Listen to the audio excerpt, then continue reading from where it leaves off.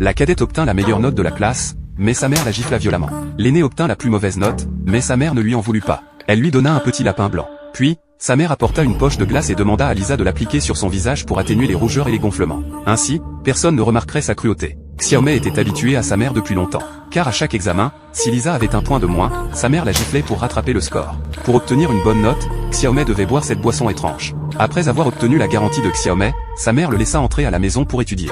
Afin d'obtenir la note maximale la prochaine fois, Lisa veilla toute la nuit pour étudier. Elle devenait de plus en plus folle et bizarre. Elle penchait souvent la tête en arrière, étouffant. Un sentiment de soulagement se mêlait au désespoir. Lisa était un peu accro, et sa mère ignorait tout cela. Bientôt, c'était la semaine des examens. Mais lorsqu'elle reçut le bulletin, Lisa avait tout oublié.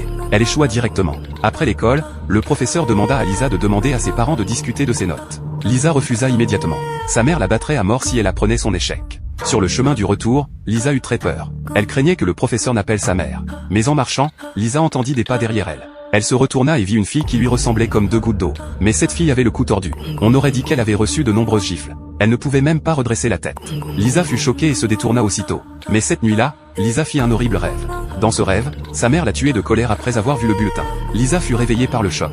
Mais à ce moment-là, la fille apparut dans sa chambre et lui dit de ne pas s'inquiéter. Le lendemain, Lisa ouvrit le bulletin et constata que toutes les mauvaises questions étaient correctes. Ses notes passèrent également de non-conformité à mention. Lisa savait que la fille l'avait aidée. Sa mère, très satisfaite de ses notes cette fois-ci, la récompensa avec une assiette de steak cru. Mais Lisa se souvint des paroles de la jeune fille. Tant qu'elle serait prête à blesser les autres, elle l'aiderait à obtenir la note maximale. Lisa n'osait blesser personne, mais elle blessait les petits animaux. Mais Lisa était très heureuse. Après avoir relâché la pression, Xiaomei devint très heureuse et obtint toujours la note maximale. Dès lors, chaque fois que sa mère donnait une leçon à Lisa, Lisa tuait un chiot. Mais un jour, après l'école, Lisa constata que le chiot qu'elle allait chercher pour se détendre avait disparu. Voyant sa sœur entrer, Xiaomei demanda immédiatement, mais sa sœur répondit qu'elle avait jeté le chien dehors. Puis sa sœur se mit à faire du yoga. En voyant sa sœur qui la harcelait tous les jours, Lisa pensa soudain à la valeur de sa sœur. Elle pourrait vivre sans elle.